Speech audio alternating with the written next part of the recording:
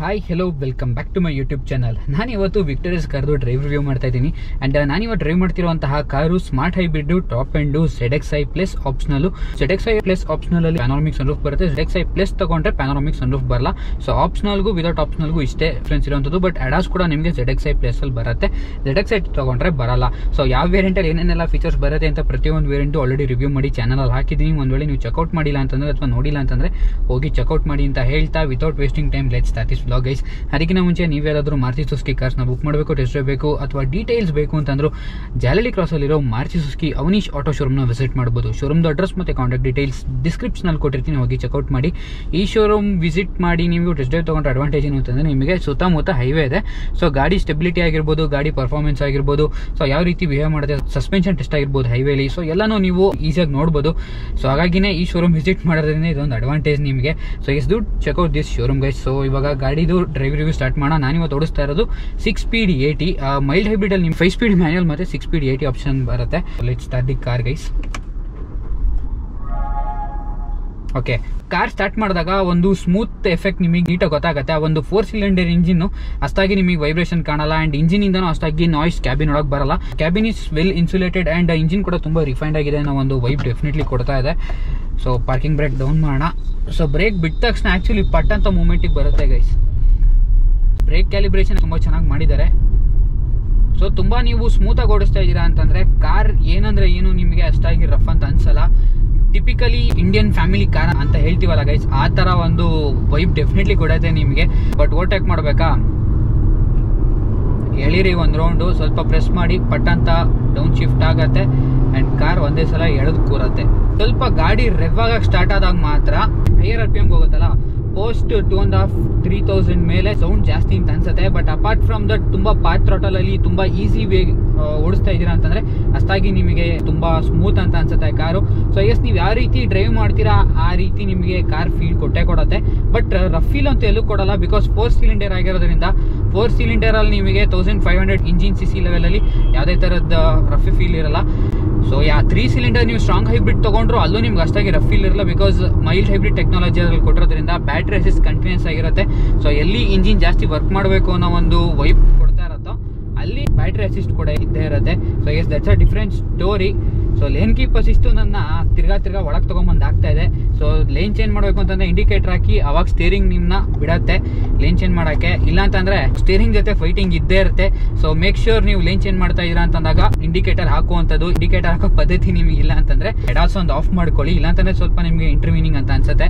Smart hybrid ನೋಡ್ತಾ ಇರ್ಬೋದು, ಇಲ್ಲಿ ಬ್ಯಾಟ್ರಿಯಿಂದನೂ ಅಸಿಸ್ಟ್ ಆಗ್ತಾ ಇದೆ ಮತ್ತೆ ಇಂಜಿನ್ ಇಂದನೂ ವೀಲ್ಸಿಗೆ ಪವರ್ ಹೋಗ್ತಾ ಇದೆ. ಸಿಸ್ಟಮ್ ಹೆಂಗ್ ವರ್ಕ್ ಆಗ್ತಾ ಇದೆ ಅನ್ನೋದು ಅಲ್ಲಿ ತೋರಿಸುತ್ತೆ. ಇವನ್ ನೀವು ಡೀಸೆಲ್ರೇಟ್ ಮಾಡಿದಾಗ ಮತ್ತೆ ಬ್ರೇಕ್ ಮಾಡಿದಾಗ ಮತ್ತೆ ವಾಪಸ್ ಲೆಫ್ಟ್ ಔಟ್ ಎನರ್ಜಿ ಕೂಡ ಅಲ್ಲಿ ಹೋಗೋದು ಕೂಡ ನೋಡ್ಬೋದು ನೀವು. ಸೊ ಈಗ smart hybrid battery co driver seat ಕೆಳಗಡೆ ಅದನ್ನ ಪ್ಲೇಸ್ ಮಾಡಿದ್ದಾರೆ.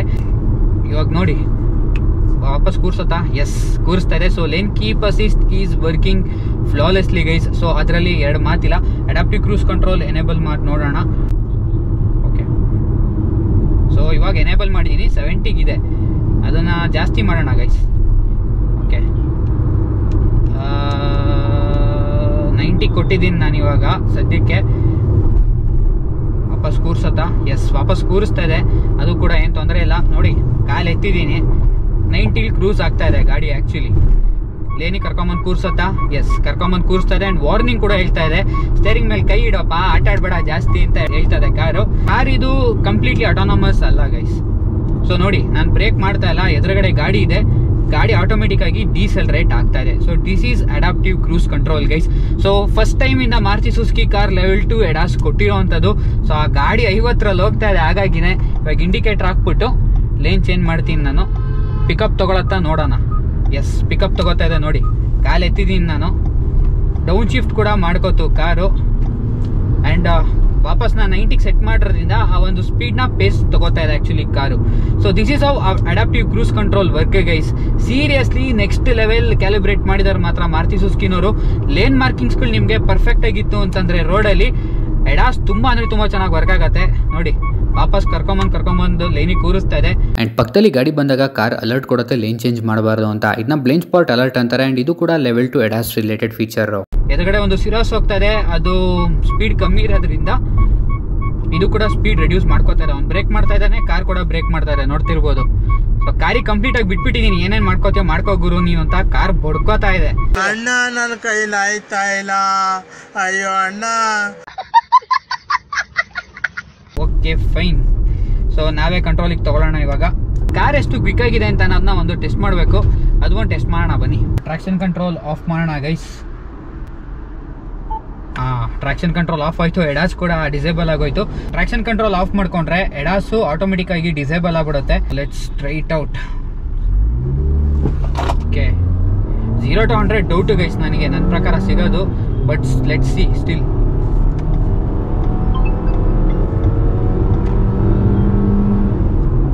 ಓಕೆ 6000 RPM ತಗೋತಾ ಇದೆ ಗೈಸ್.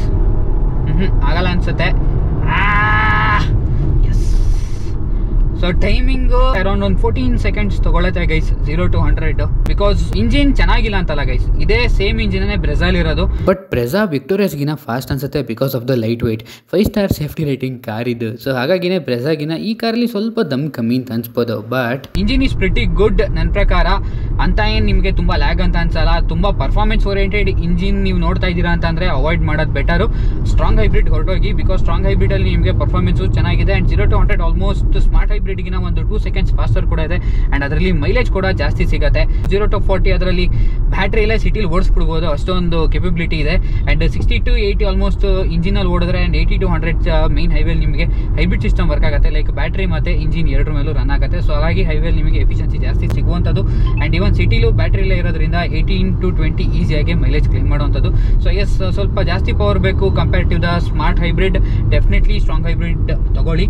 ಬಟ್ ಫ್ಯಾಮಿಲಿ ಟೈಪ್ ಓಡಿಸ್ತೀನಿ ನಾನು, ತುಂಬ ಪವರ್ ಮ್ಯಾಟರ್ ಆಗಲ್ಲ ಅನ್ನೋರಿಗೆ ಈ ಕಾರ್ ಅಂತ ಏನು ಡಿಸಪಾಯಿಂಟ್ ಮಾಡಲ್ಲ ಗೈಸ್. ಬಿಕಾಸ್ ಇಂಜಿನಲ್ಲಿ ದಮ್ ಇದೆ ಗೈಸ್, ಅಂತ ಏನು ತುಂಬ ಲ್ಯಾಕ್ ಲೆಸ್ಟರ್ ಆಗಿಲ್ಲ. ಸೊ ಎಸ್, ಅವಾಗಲೇ ಹೇಳ್ದಂಗೆ ನಾನು ಆಲ್ಮೋಸ್ಟ್ ಒಂದು 14 to 15 seconds ತಗೊಳುತ್ತೆ. ಮ್ಯಾನ್ಯುವಲ್ ತೊಗೊಂಡ್ರೆ ನೀನು ಸ್ವಲ್ಪ ಕ್ವಿಕ್ಕಾಗಿ ಟೈಮಿಂಗ್ಸ್ಗಳನ್ನ ತೊಗೋಬೋದು. ಸ್ಟೇರಿಂಗ್ ನೋಡಿ ಇವಾಗ ಯಾವ ಥರ ಇದೆ ಅಂತ ನಾನು ನೋಡಿ ಲೇನ್ ಚೇಂಜ್ ಮಾಡ್ತೀನಿ. ನೋಡಿ ಇವಾಗ ನೋಡಿ ಇನ್ನೊಂದು ರೌಂಡು. ಓಕೆ, ಸ್ವಲ್ಪ ನಿಮಗೆ ಶಾರ್ಪ್ನೆಸ್ ಫೀಲ್ ಆಗತ್ತೆ. But the whole point is ಇವಾಗ ನೋಡಿ this is what I am saying. Like complete ಆಗಿ 100% ಒಂದು ಜರ್ಮನ್ ಕಾರ್ ಏನ್ ನೋಡ್ತೀವಿ ನಾವು, ಅಷ್ಟು ಶಾರ್ಪ್ ರೆಸ್ಪಾನ್ಸ್ ನಾವು ನೋಡಲ್ಲ. ಬಟ್ ಸ್ಟಿಲ್ ಲೇನ್ ಚೇಂಜಿಂಗ್ ಒಂದು ರೇಂಜ್ಗೆ ಕ್ವಿಕ್ ಆಗುತ್ತೆ. ಅಂಡ್ ಅವಾಗಲೇ ಹೇಳ್ದಂಗೆ ರೆಸ್ಪಾನ್ಸ್ ತುಂಬ ಶಾರ್ಪ್ ಇಲ್ಲ ಅಂಡ್ ತುಂಬ ಲ್ಯಾಗ್ ಕೂಡ ಇಲ್ಲ. So it's on a comfortable side. And collusion warning ಕೂಡ ಡಿಟೆಕ್ಟ್ ಮಾಡ್ತು. ಸೊ ಮುಂದ್ಗಡೆ ಯಾರು ಇದ್ರೆ ನೀವು ಬ್ರೇಕ್ ಮಾಡಲ್ಲ ಅಂದ್ರೆ ಕಾರ್ ಆಟೋಮೆಟಿಕ್ ಆಗಿ ಬ್ರೇಕ್ ಮಾಡುತ್ತೆ. ಸ್ಟೇರಿಂಗು ವೇ ಅಪ್ ಆಗತ್ತೆ ಗೈಸ್. ಲೈಕ್ ಆಲ್ಮೋಸ್ಟ್ ಸ್ವಲ್ಪ ಹೈಯರ್ ಸ್ಪೀಡ್ ಹೋಗ್ತಾ ಸ್ಟೇರಿಂಗ್ ವೇ ಅಪ್ ಆಗತ್ತೆ. ಅಂಡ್ ತುಂಬಾ ಒಂಥರ ಲೂಸ್ ಇಲ್ಲ. ಅಂಡ್ ಬೇರೆ ಮಾರುತಿ ಸುಜುಕಿ ಕಾರ್ಸ್ ಕಂಪೇರ್ ಮಾಡಿದಾಗ ಒಂದು ಹೇರಿ ಫೀಲ್ ಆ ಥರದ್ದು ಏನೂ ಇಲ್ಲ. Weighing up pretty well. And lower speeds ಅಲ್ಲೂ ತುಂಬಾ ಲೈಟ್ ವೆಯ್ಟ್ ನ ನೋಡ್ಲೇ ಇಲ್ಲ ಗೈಸ್. ಸ್ಟೇರಿಂಗ್ ವೀಲು ಆ ಒಂದು ಹೆಫ್ಟ್ ಲೋ ಸ್ಪೀಡ್ಸ್ ಅಲ್ಲೂ ನೋಡ್ತೀರಾ, ಸ್ಟ್ಯಾಂಡ್ ಸ್ಟಿಲ್ ಅಲ್ಲಿ ಇರುತ್ತಲ್ಲ ಗಾಡಿ, ತಿರುಗಿಸ್ತಾರೆ ಸ್ಟೇರಿಂಗು. ಬೇರೆ ಮಾರುತಿ ಸುಜುಕಿ ಕಾರ್ಗಳಲ್ಲಿ ಏನ್ ನೋಡ್ತೀರಾ ಲೈಟ್ ಸ್ಟೇರಿಂಗು, ಆ ಥರದ್ದು ಇಲ್ವೇ ಇಲ್ಲ. ಇದು ಒಂದು ಸ್ಟೇರಿಂಗ್ ವೈಸ್ ಅಬ್ಸರ್ವ್ ಮಾಡಿದ್ ನಾನು. ಅಂಡ್ ಲೈಟ್ ಸ್ಟೇರಿಂಗ್ ವೀಲ್ ಇರೋ ಕಾರ್ ಓಡಿಸಿದವರಿಗೆ ಸ್ಟೇರಿಂಗ್ ವೇಟ್ ಇರೋದು ಈಸಿಯಾಗಿ ಗೊತ್ತಾಗುತ್ತೆ. ಸಸ್ಪೆನ್ಷನ್ ಏನು ಅಂತಂದ್ರೆ ನನಗೆ ಫೀಲ್ ಆಗಿದ್ ಗೈಸ್, ಸಾಫ್ಟ್ವೇರ್ ಸೈಡ್ ಇದೆ. ಬಟ್ ದ ಪಾಯಿಂಟ್ ಈಸ್ ಆ ಒಂದು ಸ್ಲೈಟ್ ಶಾರ್ಪ್ನೆಸ್ ನೀವು ನೋಡ್ತೀರಿ. ಇವಾಗ ನೋಡಿ ಹಳ್ಳ ಇದೆ ನೋಡಿ, ಹತ್ತಿಸ್ದೆ. ಅಂಡ್ ಇವನ್ ಎಕ್ಸ್ಪೆನ್ಷನ್ ಜಾಯಿಂಟ್ಸ್ ಕೂಡ ನಿಮಗೆ ಸ್ಲೈಟ್ ಆಗಿ ಫೀಲ್ ಆಗುತ್ತೆ. ಅನ್ಕಂಫರ್ಟಬಲ್ ಫೀಲ್ ಇಲ್ಲ. Like much more plush ride quality ಇದೆ, ಸ್ವಲ್ಪ ಚೆನ್ನಾಗಿರೋದಾ ಅಂತ ಅನ್ಸ್ಬಿಡತ್ತೆ ನಿಮಗೆ. But still it's on a very comfortable side. ನಾನು ಕಂಪ್ಲೇಂಟ್ ರೀತಿ ಅಂತ ಹೇಳಲ್ಲ, ಸ್ವಲ್ಪ ಪ್ಲಸ್ ರೈಡ್ ಕೊಟ್ಟಿದ್ರೆ ಬೆಟರ್ ಆಗಿರೋದು. ಬಟ್ ಸ್ಟಿಲ್ ಎಲ್ಲೋ ಕಂಪ್ಲೇಂಟ್ ಮಾಡೋ ತರ ಇಲ್ಲ. ಅಂಡ್ ಎಸ್, ಪ್ಯಾಡಲ್ ಶಿಫ್ಟರ್ಸ್ ಕೊಟ್ಟಿದ್ದಾರೆ. ನಾಮಕಾವಸ್ಥೆ ಅಂತ ಹೇಳಲ್ಲ, ವರ್ಕ್ ಮಾಡತ್ತೆ. ಇವಾಗ ನೋಡಿ ಇವಾಗ ಯಾವ ಥರ ಪ್ಯಾಡಲ್ ಶಿಫ್ಟರ್ಸ್ ವರ್ಕ್ ಆಗತ್ತೆ ಅಂತ ಅನ್ನೋದು ಕೊಟ್ಟೆ. ಅಪ್ ಶಿಫ್ಟ್ ಆಯಿತು. ಆ್ಯಂಡ್ ಎಸ್, ಅಗೈನ್ ಕೊಡ್ತೀನಿ. ಡೌನ್ ಶಿಫ್ಟ್ ಕೊಡತ್ತಾ? ಎಸ್ ಕೊಡತ್ತೆ. Again one more, yes down shift ಕೊಡ್ತಾ ಇದೆ. ಅಗ್ರೆಸಿವ್ ಆಗಿ ಏನಾದ್ರು ಕೊಡತ್ತಾ ನೋಡೋಣ ತಡ್ರಿ. ಇಲ್ಲ ಗೈಸ್, ಅದು ಕೊಡಲ್ಲ ಆ್ಯಕ್ಚುಲಿ. ಪ್ಯಾಡಲ್ ಶಿಫ್ಟರ್ಸ್ ಆಕ್ಟಿವೇಟ್ ಮಾಡಿದ್ರೆ ನಿಮಗೆ ಇಲ್ಲಿ ಮ್ಯಾನ್ಯುವಲ್ ಮೋಡ್ ಆಕ್ಟಿವೇಟ್ ಆಗುತ್ತೆ. M3 ಅಂತ ತೋರಿಸುತ್ತೆ. ಮತ್ತು ವಾಪಸ್ ಲೈಟ್ ಥ್ರಾಟಲ್ ಕೊಟ್ಟಾಗ ಸ್ಟಾರ್ಟ್ ಮಾಡಿದ್ರೆ ಮತ್ತೆ ವಾಪಸ್ ಮಾಮೂಲಿ ಡ್ರೈವಿಂಗ್ ಮೋಡಿಗೆ ತೊಗೊಂಡ್ಬಿಡುತ್ತೆ. ಅದು ಬಿಟ್ಟರೆ ಗೇರ್ ಬಾಕ್ಸಲ್ಲೂ ನೀವು ವಾಪಸ್ ಮ್ಯಾನ್ಯುವಲ್ ಮೋಡಿಗೂ ಶಿಫ್ಟ್ ಮಾಡ್ಕೋಬಹುದು. ಅಲ್ಲೂ ಒಂದು ಆಪ್ಷನ್ಸ್ ಕೂಡ ಪ್ರೊವೈಡ್ ಮಾಡಿದ್ದಾರೆ. ಆಲ್ಮೋಸ್ಟ್ 6000 RPM ವರೆಗೂ ರೆವ್ ಆಗುತ್ತೆ. ಬಟ್ ದ ಪಾಯಿಂಟ್ ಈಸ್ ಇವಾಗ ನೋಡಿ ಮ್ಯಾನ್ಯುವಲ್ ಮೋಡ್ಗೆ ಹಾಕೋತೀನಿ ನಾನು. M6 ಇದೆ ಆಯ್ತಾ, M5, M4, M3 ವರೆಗೂ ಕೊಟ್ಟಿದ್ದೀನಾ. ರೆಫ್ ಮಾಡ್ತಾ ಇದ್ದೀನಿ. ಕಂಟಿನ್ಯೂಸ್ ಪುಲ್ಲಿಂಗ್ ಕೊಡ್ತಾನೆ ಇದೆ ಹೊರತು ಅದು ಯಾವುದೇ ಕಾರಣಕ್ಕೂ ಅಪ್ ಶಿಫ್ಟ್ ಆಗ್ತಾ ಇಲ್ಲ. ಸೊ ನಿಮಗೆ ನಾರ್ಮಲ್ ಡ್ರೈವ್ ಮೋಡ್ಗೂ ಮತ್ತು ಮ್ಯಾನ್ಯುವಲ್ ಮೋಡ್ಗೂ ಡಿಫ್ರೆನ್ಸ್ ಏನು ಅಂತಂದರೆ, ಮ್ಯಾನ್ಯುವಲ್ ಮೋಡಲ್ಲಿ ಮ್ಯಾನ್ಯುವಲ್ ಕಂಟ್ರೋಲ್ಸ್ ಕೊಡುತ್ತೆ ನೋಡಿ. ಈಗ ಪುಲ್ ಮಾಡ್ತಾನೆ ಇದ್ದೀನಿ ನಾನು. ಪುಲ್ ತೊಗೋತಾರೆ, ಎಲ್ಲಿವರೆಗೂ ಪುಲ್ ತೊಗೊಳೋದು ನೋಡೋಣ ತಡ್ರಿ. 4000ವರೆಗೂ ಹೋಗ್ತಾ ಇದೆ. ಓಕೆ, ಆಲ್ಮೋಸ್ಟ್ ಟಾಪ್ ಎಂಡ್ವರೆಗೂ ತಗೊಳತ್ತೆ ಗೈಸ್, ಅದರಲ್ಲಿ ಎರಡು ಮಾತಿಲ್ಲ ನೋಡಿ. ಸೊ 5000 RPM ವರೆಗೂ ಹೋಗ್ತಾ ಇದೆ. ಮ್ಯಾನ್ಯಲ್ ಕಂಟ್ರೋಲ್ಸ್ ಅಲ್ಲಿ ಗೇರ್ ಅಪ್ ಶಿಫ್ಟ್ ಆಗದಲ್ಲಿ ಹೈ RPM ವರೆಗೂ ಪುಲ್ ಆಗುತ್ತೆ, ಗೇರ್ ಹೋಲ್ಡ್ ಮಾಡಿರುತ್ತೆ. ಇದರಿಂದ ಕ್ವಿಕ್ ಓವರ್ಟೇಕ್ ಮಾಡಬೇಕು ಅಂದಾಗ ಈಸಿಯಾಗಿ ಓವರ್ಟೇಕ್ ಮಾಡೋಕ್ಕೆ ಹೆಲ್ಪ್ ಆಗುತ್ತೆ. 70 to 80% it's on manual mode ಅಂತಾನೆ ಹೇಳ್ಬೋದು guys. Manual control it's giving pretty well ಅಂತಾನೆ ಹೇಳ್ತೀನಿ ನಾನು. ಇಮಿಡಿಯೇಟ್ ಓವರ್ಟೇಕ್ಸ್ ಗಳು ಬೇಕು ಅಂತಂದ್ರೆ ಪ್ಯಾಡಲ್ ಶಿಫ್ಟರ್ಸ್ ಗಳನ್ನ ಯೂಸ್ ಮಾಡ್ಕೊಳ್ಳಿ. ಇಮಿಡಿಯೇಟ್ ಡೌನ್ ಶಿಫ್ಟ್ಸ್ ಗಳನ್ನ ಕೊಡುತ್ತೆ, ಇಮಿಡಿಯೇಟ್ ಓವರ್ಟೇಕ್ ಗಳನ್ನ ಮಾಡ್ಕೊಳ್ಳಿ. ಸ್ಟೇರಿಂಗ್ ಯಾವ ತರ ಸೆಲ್ಫ್ ಸೆಂಟರ್ ಆಗತ್ತೆ ಅನ್ನೋದೊಂದು ನೋಡ್ಬೇಕು ನಾನು. ಕೆಲವೊಂದು ನ್ಯೂಟರ್ನ್ ಹಾಕೊಳ್ಳೋಣ, ಯಾವ ತರ ಸ್ಟೇರಿಂಗು ಇದೆ ಅಂತ ನಾನು ನೋಡೋಣ ತಡ್ರಿ. ಎಸ್, ಸೆಲ್ಫ್ ಸೆಂಟರ್ ಕೂಡ ಆಗುತ್ತೆ guys, that's a good thing. ತುಂಬ ಒಂಥರ ಫಾಸ್ಟ್ ಇಲ್ಲ, ಬಟ್ ಎಸ್ ಸೆಲ್ಫ್ ಸೆಂಟರ್ ಅಂತೂ ಆರಾಮಾಗಿ ಆಗುತ್ತೆ. ಬಟ್ ಒಂದು ಏನು ಅನ್ಸಿದ್ದು ಅಂತಂದ್ರೆ ಗೈಸ್, ನನಗೆ 6 ಸ್ಪೀಡ್ 80 ಆಗಿದ್ರು ಕೂಡ ಸ್ವಲ್ಪ CVT ಥರ ಬಿಹೇವ್ ಮಾಡ್ತಾರೆ ಗೇರ್ ಬಾಕ್ಸು. ಯಾಕೆ ಅಂತ ಅನ್ನೋದು ನನಗೂ ಗೊತ್ತಿಲ್ಲ. ಲೈಕ್ ಸ್ವಲ್ಪ ಜಾಸ್ತಿ ರೆವ್ ಆಗ್ತದೆ ಗಾಡಿ. ಲೈಕ್ ಒಂದು ಸ್ಮೂತ್ ಶಿಫ್ಟ್ ಇಲ್ಲ, ನೀವು ಹಿಂಗೆ ಕೊಟ್ಟರೆ ಅನ್ನಕ್ಕೆ ಸ್ಟಾರ್ಟ್ ಆಗತ್ತೆ ಗಾಡಿ. ಲೈಕ್ ಆ ಒಂದು ಸ್ಮೂತ್ ಟ್ರಾನ್ಸಿಷನ್ ಕಾಣಿಸ್ತಾ ಇಲ್ಲ ನನಗೆ. ಈ ಗಾಡಿಲಿ ಮಾತ್ರ ಹಂಗಿರೋದ, ಅಥವಾ ಅದು ಸರ್ವಿಸ್ ಆದ್ಮೇಲೆ ಗಾಡಿ ಪ್ರಾಪರ್ ಆಗಿ ಅದು ಆಗತ್ತಾ ಗೊತ್ತಿಲ್ಲ ನನಗೆ. ಬಟ್ 6 ಸ್ಪೀಡ್ 80 ಈ ಥರ ಬಿಹೇವ್ ಮಾಡಲ್ಲ, ಒಳ್ಳೆ CVT ಗಾಡಿ ಬಿಹೇವ್ ಮಾಡೋ ಥರ ಮಾಡ್ತಾ ಇದೆ. But yes, apart from that gearbox responsive ಆಗಿದೆ. ನಾನು ಎಕ್ಸಲೇಟರ್ ಕೊಟ್ಟ ತಕ್ಷಣನೇ ಡೌನ್ ಶಿಫ್ಟ್ ಬೇಕಾ ಅಪ್ ಶಿಫ್ಟ್ ಬೇಕಾ, ನಾನು ಎಷ್ಟು ತುಳಿತಾ ಇದ್ದೀನಿ ಅನ್ನೋದ್ರ ಮೇಲೆ ಗೇರ್ ಬಾಕ್ಸ್ ಮಾನಿಟರ್ ಮಾಡಿಕೊಂಡು ಡೌನ್ ಶಿಫ್ಟ್ ಅಪ್ ಶಿಫ್ಟ್ ಕೂಡ ಪ್ರೊವೈಡ್ ಮಾಡ್ತಾ ಇದೆ. ಗಾಡಿ ವಾರಂಟಿ ಬಂದು ಸ್ಟ್ಯಾಂಡರ್ಡ್ ವಾರಂಟಿ ಕಂಪ್ನಿಯಿಂದಾನೇ ಕೊಡುವಂಥದ್ದು 3 years ಅಥವಾ 1 lakh ಕೊಡ್ತಾರೆ. ಎಕ್ಸ್ಟೆಂಡೆಡ್ ವಾರಂಟಿ ತಗೋತೀರಾ ಅಂತಂದ್ರೆ 6 years ಅಥವಾ 1,60,000 kilometers ಬರುತ್ತೆ. ಎಕ್ಸ್ಟೆಂಡೆಡ್ ವಾರಂಟಿ ತಗೊಂಡ್ಬಿಡಿ, ಅದೊಂದು ಬೆಟರ್ ನನ್ನ ಕೇಳಿದ್ರೆ. And even NVH levels wise it's pretty good ಅಂತಾನೆ ಹೇಳ್ತೀನಿ ಗೈಸ್. ಅಂತ ಏನು ಜಾಸ್ತಿ ನಾಯ್ಸ್ ಕ್ಯಾಬಿನ್ ಒಳಗೆ ಬರಲ್ಲ. ಟೈರ್ ನಾಯ್ಸ್ ಕೂಡ ಇಟ್ಸ್ ಪ್ರಿಟಿ ವೆಲ್ ಕಂಟೈನ್ಡ್ ಅಂತಾನೆ ಹೇಳ್ತೀನಿ ನಾನು. ಸೊ ಎಸ್ ನೋಡಿ, ತುಳಿದೆ ಆಟೋಮೆಟಿಕ್ ಆಗಿ ಡೌನ್ ಶಿಫ್ಟ್ ಆಯ್ತು. ನಾನು ಪ್ಯಾಡಲ್ ಶಿಫ್ಟರ್ಸ್ ಯೂಸ್ ಮಾಡಲಿಲ್ಲ. High speed stability wise it's pretty good guys. Almost 90 ಹೋಗ್ತಾ ಇದ್ದೀನಿ. ಗಾಡಿ ಕಂಪ್ಲೀಟ್ ಸ್ಟೇಬಲ್ ಆಗಿದೆ. ಎಲ್ಲೂ ಒಂಥರ ಏನು ಹೇಳ್ತಾರೆ ಹೇರಿನವ್ರ ಥರ ಇಲ್ವೇ ಇಲ್ಲ. ಸೊ ಕಂಪ್ಲೀಟ್ ಟಾಪ್ ಗೇರ್ಗೆ ಹಾಕ್ಬಿಟ್ರೆ M6. ಸೊ ಆಲ್ಮೋಸ್ಟ್ 100 ಎಷ್ಟು ಹೋಗ್ತಾ ಇದೆ ಅಂತಂದರೆ ಜಸ್ಟ್ ಬಿಲೋ 2000 RPM ಇದೆ ಗೈಸ್ ನೋಡಿ. 100, ಸೊ 2000 RPMಗೆ ಅದು ಸ್ಟಿಕ್ ಆಗುತ್ತೆ. I mean just 2000 below guys, 1900 1950. So ಆ RPM ಅಲ್ಲಿ ಓಡ್ತಾ ಇರುತ್ತೆ. ಸೊ ಐ ಗೆಸ್ ಇಂಜಿನ್ ಅಂತ ಏನು ಸ್ಟ್ರೆಸ್ಡ್ ಅಂತ ಅನ್ಸಲ್ಲ. ನೀವು ಒಂದು 90-100 ಅಲ್ಲಿ ಕ್ರೂಸ್ ಮಾಡ್ತೀರಾ ಅಂತ ಅಂದ್ರೂ ಲಾಂಗ್ ಜರ್ನೀಸ್ಗೂ so it's a pretty good solid car ಅಂತಾನೆ ಹೇಳ್ತೀನಿ. ಸ್ಟೆಬಿಲಿಟಿ ಕೂಡ ತುಂಬ ಚೆನ್ನಾಗಿದೆ, ವೇವರಿಂಗ್ ಇಲ್ಲ. ಒಂಥರ ಎಕ್ಸ್ಪೆನ್ಷನ್ ಜಾಯಿಂಟ್ಸ್ ಮೇಲೆ ಹೋದಾಗಲೂ ನಿಮಗೆ ಆ ಒಂದು ಹೇರಿ ಫೀಲ್ ಕೊಡಲ್ಲ. So stability is pretty good because car ಸ್ವಲ್ಪ ಹೆವಿ ಇದೆಯಲ್ಲ, ಅದೊಂದು ಅಡ್ವಾಂಟೇಜು. ಗಾಡಿನೂ ಬಲ್ಕ್ ಇರೋದ್ರಿಂದ ಈಸಿಯಾಗಿ ಫ್ಲೋಟ್ ಆಗಕ್ ಬಿಡಲ್ಲ. ಸೊ ಬ್ರೇಕ್ಸ್ ವೈಸ್ ನನಗನ್ಸಿದ್ದೇನು ಅಂತಂದ್ರೆ, ಗಾಡಿಲಿ ಎಡಾಸ್ ಇರೋದ್ರಿಂದ ಒಂದು ಸ್ಪಾಂಜಿ ಬ್ರೇಕಿಂಗ್ ಕೊಟ್ಟಿದ್ದಾರೆ ಗೈಸ್. ಲೈಕ್ ಸ್ಪಾಂಜಿ ಬ್ರೇಕಿಂಗ್ ಅಂತ ಅಂದ್ರೆ ಪ್ರೋಗ್ರೆಸಿವ್ ಬ್ರೇಕಿಂಗ್ ಅಂತ ಹೇಳ್ತೀವಿ ನಾವು. ಈಗ ನೋಡಿ, ಪ್ರೆಸ್ ಮಾಡ್ತಾ ಇದ್ದೀನಿ, ಅಷ್ಟಾಗಿ ಹಿಡಿಯಲ್ಲ, ಬಟ್ ಜಾಸ್ತಿ ಪ್ರೆಸ್ ಮಾಡಿದೆ ಅನ್ಕೊಳ್ಳಿ, ಅವಾಗ ಪಟ್ಟ ಅಂತ ಹಿಡಿದು ಬಿಡುತ್ತೆ. ಸೊ ಅದೊಂದು ಇವಾಗ ನೋಡಿ, ನೋಡಿ ಇವಾಗ ಶಾರ್ಪ್ ಬ್ರೇಕಿಂಗ್ ತಗೋತು. ಸೊ ಅದೊಂದು ಓಕೆ. ನೋಡಿ ಪಕ್ಕಕ್ಕೆ ಯಾರು ಬಂದರು ಅಂತಂದರೆ ಕ್ಯಾಮ್ರಾ ಆಕ್ಟಿವೇಟ್ ಆಗುತ್ತೆ ಅಂತ ಹೇಳಿದ್ನಲ್ಲ, ಕ್ಯಾಮ್ರಾ ಇವಾಗ ಆಕ್ಟಿವೇಟ್ ಆಯಿತು. ಸೊ ಸ್ವಲ್ಪ ಹತ್ರ ಜಾಸ್ತಿನೇ ಬರಬೇಕು. ಡ್ರೈವ್ ರಿವ್ಯೂ ಮಾಡಿದ್ಮೇಲೆ few things could be better ಅನ್ಸಿದೆ ಹೇಳ್ತೀನಿ. ಫಸ್ಟ್ಲಿ ವೈರ್ಲೆಸ್ ಚಾರ್ಜಿಂಗಲ್ಲಿ ಈಸಿಯಾಗಿ 6.2 inch ಸ್ಕ್ರೀನ್ ಸೈಜ್ ಇರೋ ಮೊಬೈಲ್ ಫಿಟ್ ಆಗುತ್ತೆ. ಬಟ್ ಕೆಳಗಿರೋ ಸ್ಪೇಸಲ್ಲಿ ಅದೇ ಸೇಮ್ ಮೊಬೈಲ್ ಇಟ್ಟರೆ ಫಿಟ್ಟೇ ಆಗಲ್ಲ, ಯಾವುದೇ ಆ್ಯಂಗಲಿಂದ ಇಡಕ್ಕೆ ಟ್ರೈ ಮಾಡಿದ್ರು. ಸೊ ಇಲ್ಲಿ ಸ್ವಲ್ಪ ಜಾಸ್ತಿ ಜಾಗ ಇದ್ದಿದ್ರೆ 6.2 inch ಸೈಜ್ ಇರೋ ಫೋನ್ ಈಸಿಯಾಗಿ ಫಿಟ್ ಆಗಿರೋದು. Secondly ventilated seats. ಪ್ರಾಬ್ಲಮ್ ಅಂದರೆ ಮೇಲೆ ಲೆದರ್ ಇದೆ, ಮಧ್ಯದಲ್ಲಿ ಫ್ಯಾಬ್ರಿಕ್ ಕೊಟ್ಟಿದ್ದಾರೆ.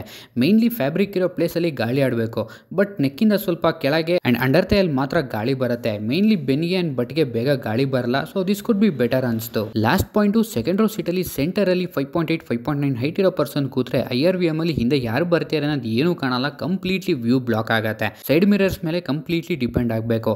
So second row head room ergonomics could be better ಅನ್ಸ್ತು. ಇದಿಷ್ಟು ಬಿಟ್ರೆ over all it's a fantastic car ಅನ್ಬೋದು. ಸೊ ಅಟ್ ಲಾಸ್ಟ್ ವರ್ಡಿಕ್ಟ್ ಅಂತ ತಗೋಬೇಕು ಅಂತಂದ್ರೆ ವಿಕ್ಟೋರಿಯಸ್ ಕಾರ್ ಬೈ ಮಾಡ್ಬೋದು ಅಂತಾನೆ ಡೆಫಿನೆಟ್ಲಿ ಬೈ ಮಾಡ್ಬೋದು ಗೈಸ್. ಪರ್ಸ್ಪೆಕ್ಟಿವ್ ಫ್ಯಾಮಿಲಿ ಕಾರ್ ಅಂತ ತಗೊಂಡಾಗ ಈ ಕಾರ್ ಆಲ್ಮೋಸ್ಟ್ 95% ಪರ್ಫೆಕ್ಟ್ ಕಾರ್ ಅಂತಾನೆ ಹೇಳ್ಬೋದು. Apart from performance oriented engine ಬೇಕು, ಪರ್ಫಾರ್ಮೆನ್ಸ್ ಓರಿಯೆಂಟೆಡ್ ಫುಲ್ ಬೇಕು ಅನ್ನೋರು ಬಿಟ್ಟರೆ ಬೇರೆ ಎಲ್ಲ ಆಸ್ಪೆಕ್ಟ್ನು ಈ ಕಾರ್ ಕವರ್ ಮಾಡತ್ತೆ. ಬೇಕಾಗಿರೋ ಟೆಕ್ನಾಲಜೀಸ್ ಇದೆ, ಫೀಚರ್ಸ್ ಇದೆ, ಕಂಫರ್ಟ್ ಇದೆ, ಪ್ರಾಕ್ಟಿಕಾಲಿಟಿ ಇದೆ, ಸೇಫ್ಟಿ ಇದೆ, ಎಲ್ಲಾನು ಈ ಕಾರಲ್ಲಿ ಲೋಡ್ ಮಾಡಿದ್ದಾರೆ. And end of the day it's a Maruti Suzuki car. And resale value ಕೂಡ ನಿಮಗೆ ತುಂಬ ಚೆನ್ನಾಗಿದೆ. ತುಂಬ ನಾರ್ಮಲಾಗಿ ಡ್ರೈವ್ ಮಾಡ್ತೀರಾ ಅಂತಂದರೆ ನಿಮಗೆ ಮೈಲೇಜ್ ಕೂಡ ತುಂಬ ಚೆನ್ನಾಗಿ ಸಿಗುತ್ತೆ, ಬಿಕಾಸ್ ಸ್ಮಾರ್ಟ್ ಹೈಬ್ರಿಡ್ ಎಲ್ಲ ಇದರಲ್ಲಿ ಕೊಟ್ಟಿರೋದ್ರಿಂದ. ಆ್ಯಂಡ್ ಅವಾಗಲೇ ಹೇಳ್ದಂಗೆ ನಾನು ಮೈಲೇಜ್ ಬೇಕು ನಿಮಗೆ ಆ್ಯಂಡ್ ಸ್ವಲ್ಪ ಪರ್ಫಾರ್ಮೆನ್ಸ್ ಚೆನ್ನಾಗಿ ಬೇಕು ಅಂತಾನೆ ಸ್ಟ್ರಾಂಗ್ ಹೈಬ್ರಿಡ್ ತೊಗೋಬೋದು. ಆಲ್ಮೋಸ್ಟ್ VXi 80ಗೂ ಮತ್ತು VXi ECVT VXi ವೇರಿಯಂಟಿಂದ ಸ್ಟಾರ್ಟ್ ಆಗುತ್ತೆ ಸ್ಟ್ರಾಂಗ್ ಹೈಬ್ರಿಡ್ಡು. ಸೊ ನಿಮಗೆ ಅದರಲ್ಲಿ almost 3.5 lakh on road pricing difference ಬರುತ್ತೆ. ಆಲ್ಮೋಸ್ಟ್ 3.5 ಲಕ್ಷ ನೀವು ಅಮೌಂಟ್ ರಿಕವರ್ ಮಾಡ್ಕೋಬೇಕು ಅಂತಂದರೆ more than 1 lakh kilometre drive ಮಾಡಬೇಕು. ಸೊ ನಿಮ್ಮ ಪರ್ಪಸ್ ಏನಿದೆ, ನಿಮ್ಮ ಬಜೆಟ್ ಏನಿದೆ, ಸೊ ಎಲ್ಲನೂ ಯೋಚನೆ ಮಾಡಿ ಸ್ಟ್ರಾಂಗ್ ಹೈಬ್ರಿಡ್ ಬೇಕಾ, ಸ್ಮಾರ್ಟ್ ಹೈಬ್ರಿಡ್ ಬೇಕಾ, ಆ್ಯಂಡ್ CNG ಆಪ್ಷನ್ ಕೂಡ ಇದೆ, CNG ಬೇಕಾ, ಸೊ ಯಾವ್ದು ಬೇಕು ಅಂತ ಅನ್ನೋದನ್ನ ಚೂಸ್ ಮಾಡ್ಕೊಳ್ಳಿ. ಸೊ ಅಷ್ಟೇ ನಾನು ಹೇಳೋಂಥದ್ದು. ಸೊ ಇದಾಗಿತ್ತು Victoris drive review. Almost detail drive ರಿವ್ಯೂನೇ ಮಾಡಿದ್ದೀನಿ ಗೈಸ್. ನಿಮಗೇನು ಅನಿಸ್ತು ಈ ಒಂದು ಡ್ರೈವ್ ರಿವ್ಯೂ ಬಗ್ಗೆ ಅಂತ ಕಮೆಂಟ್ ಮಾಡಿ. ಆ್ಯಂಡ್ ವಿಡಿಯೋ ಇಷ್ಟ ಆಗಿದ್ರೆ ಲೈಕ್ ಮಾಡಿ, ಶೇರ್ ಮಾಡಿ, ಮತ್ತು ಚಾನಲ್ಗೆ ಸಬ್ಸ್ಕ್ರೈಬ್ ಮಾಡಿಲ್ಲ ಅಂದರೆ ಸಬ್ಸ್ಕ್ರೈಬ್ ಮಾಡಿ. And do check out my Instagram page as well guys, because ಅದರಲ್ಲಿ ತುಂಬ ಯುನಿಕ್ ಕಂಟೆಂಟ್ಸ್ಗಳು, ಶಾರ್ಟ್ ಕಂಟೆಂಟ್ಸ್ಗಳು ತುಂಬ ಫಾಸ್ಟಾಗಿ ಅಪ್ ಮಾಡ್ತಾ ಇರ್ತೀನಿ. ಇನ್ಸ್ಟಾಗ್ರಾಮಲ್ಲಿ ನಿಮಗೆ ಶಾರ್ಟ್ ಕಂಟೆಂಟ್ಸ್ಗಳು ತುಂಬ ಫಾಸ್ಟಾಗಿ ಸಿಕ್ಕಿದ್ರೆ ಯೂಟ್ಯೂಬಲ್ಲಿ ಲಾಂಗ್ ಫಾರ್ಮೇಟಲ್ಲಿ ಡೀಟೇಲ್ ರಿವ್ಯೂಗಳು ಸಿಗುತ್ತೆ. ಸೊ ಎಸ್, ಎರಡು ಕಡೆನೂ ಯೂಟ್ಯೂಬಲ್ಲಿ ಸಬ್ಸ್ಕ್ರೈಬ್ ಮಾಡ್ಕೊಳ್ಳಿ, ಇನ್ಸ್ಟಾಗ್ರಾಮಲ್ಲಿ ಫಾಲೋ ಮಾಡೋದು ಮರಿಬೇಡಿ ಅಂತ ಹೇಳ್ತಾ ನಾನು ನಿಮಗೆ ಮುಂದಿನ ವಿಡಿಯೋಲಿ ಸಿಗ್ತೀನಿ. ಅಂಟಿಲ್ ದೆನ್ ಸರ್ವೇ ಜನ ಸುಖಿನೋ ಭವಂತು. ಪೀಸ್.